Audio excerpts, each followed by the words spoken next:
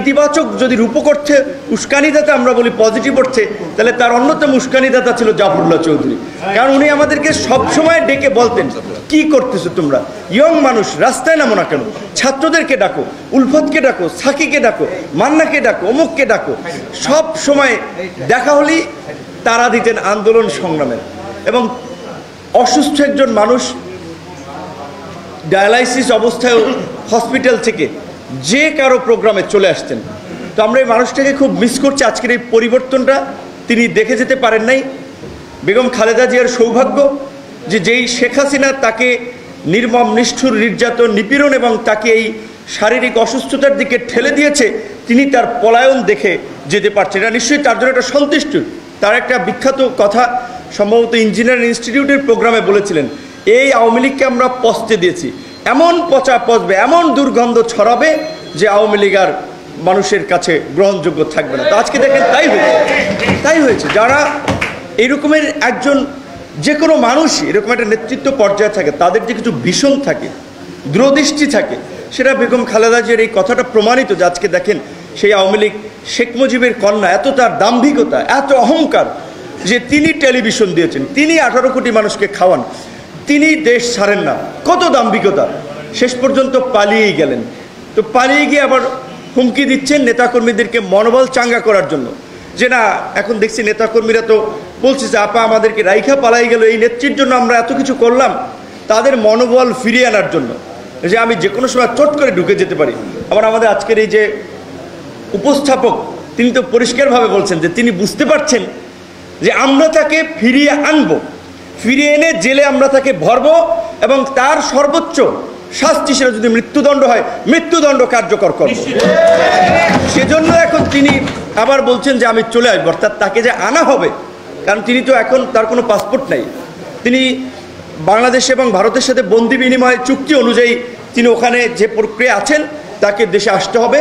এবং এটা তো সব দলের দাবি। এখানে এবি পার্টির ফুয়াদ ভাই আছেন, এখানে আজকের প্রোগ্রামটা বিএনপির মুক্তিযোদ্ধা দলের, সব মানুষই তো আমরা বারবার বলছি যে শেখ হাসিনা সহ এই আওয়ামী ফ্যাসিবাদের সাথে যারা জড়িত ছিল তাদের বিচার করে ইতিহাসে দৃষ্টান্ত স্থাপন করতে হবে, যেন আর কেউ ফ্যাসিস্ট হওয়ার সব দুঃসাহস না দেখায়।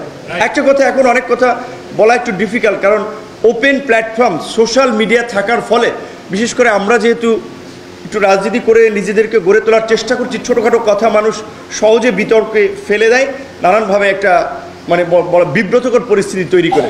এখন আমি যদি বলি, আপনারা যদি বলেন যে আওয়ামী লীগকে কি চিরতরে নিষিদ্ধ চান কিনা, আমি ব্যক্তিগতভাবে বলবো না। আমি আন্তর্জাতিক অপরাধ ট্রাইব্যুনালের খসড়া আইনে যে ধারাটি হচ্ছে যে 10 বছরের জন্য নিষিদ্ধ, আমি মনে করি 10 বছরের জন্য নিষিদ্ধ করা দরকার। চিরতরে যদি নিষিদ্ধ করেন, আওয়ামী লীগ নতুন রূপে ফিরবে। ইন্ডিয়ান পৃষ্ঠপোষকতা, এই দেশের যারা ইন্ডিয়ান এজেন্ট সহ আরও অন্যান্য পারিপার্শ্বিক শক্তিগুলো আছে, তাদের পৃষ্ঠপোষকতা আপনি কালকে নিষিদ্ধ করবেন, 2 বছরের মধ্যে তারা আরেকটা ভাইব্রেন্ট শক্তিশালী দল হয়ে আপনার ফিরে আসবে। কারণ তাদের অন্তত 2-4 হাজার মানুষ আছে যারা হাজার কোটি টাকার মালিক। একজন টাকাওয়ালাই কালো টাকা কেউ গ্রেপ্তার হয়েছে? আওয়ামী লীগের মূল নেতৃত্ব পর্যায়ের একজন ব্যক্তি এখন পর্যন্ত গ্রেপ্তার হয়েছে? শেখ পরিবারের এত লোক, একজনও গ্রেপ্তার হয়নি। অথচ আমরা কোনো উপদেষ্টাদের সাথে মিটিং করেছিলাম 1 মাস আগে, তখন শুনেছিলাম ওবায়দুল কাদের এবং এই গণহত্যার অনবদা এই কিলিংয়ের মাস্টারমাইন্ড আসাদুজ্জামান খান কামাল তিনি গ্রেপ্তার হবেন, কিন্তু এখন পর্যন্ত কিন্তু তার অগ্রগতি আমরা দেখিনি। কাজে এটা কিন্তু রহস্য এবং একটা শঙ্কা। তাহলে কি আওয়ামী লীগকে পুনরায় সংগঠিত হওয়ার জন্য এই স্পেসটা দেওয়া হচ্ছে কিনা? কিন্তু কোশ্চেন আমাদেরকে ভাবতে হচ্ছে। দিল্লি সহ পার্শ্ববর্তী দেশের যে সমস্ত শীর্ষ সন্ত্রাসীরা পলাতক ছিল, ঢাকায় ঢুকেছে, জেলখানা থেকে শীর্ষ সন্ত্রাসীরা মুক্তি পেয়েছে। এখন তো আমাদের জন্য অনিরাপদ হয়ে যাচ্ছে এই শহর, যেটা দেখতেছি। কারণ আমরা যে এই যে সন্ত্রাসীদের বিরুদ্ধে কথা বলছি, আওয়ামী লীগকে বিচারের মুখোমুখি করার জন্য কথা বলছি, এখন তো যদি তাদেরকে গ্রেপ্তার না করা হয়, তাদের বিরুদ্ধে যদি শাস্তিমূলক পদক্ষেপ না নেওয়া হয়, তাহলে তো আমাদের লাইফ এখানে অনিশ্চিত হয়ে যাচ্ছে। সুতরাং আমরা সরকারের প্রতি আহ্বান জানাবো, মুক্তিযোদ্ধা দলের আজকের এই প্রোগ্রাম থেকে মুক্তিযোদ্ধারাও চায়, আমরাও চাই এই ফ্যাসিস্ট শক্তিকে বিচারের মুখোমুখি করে, এবং যারা এর মদত দিয়েছে তাদেরকে অনতি বিলম্বে, তাদের প্রত্যেককে যারা দেশে আছে দ্রুত সময়ের মধ্যে তাদেরকে গ্রেপ্তার করুন। মুক্তিযোদ্ধাদের আজকের এই বর্তমান প্রেক্ষাপটে রাষ্ট্র বিনির্মাণে আমি দুটো কথা বলতে চাই। প্রথম হচ্ছে যে আজকে বাংলাদেশের বয়স 53 বছর, অর্ধশতক পেরিয়ে গেছে। এখন পর্যন্ত মুক্তিযুদ্ধে শহীদদের প্রকৃত সংখ্যা এবং তালিকা 53 বছরে কোনো সরকার করতে পারেনি।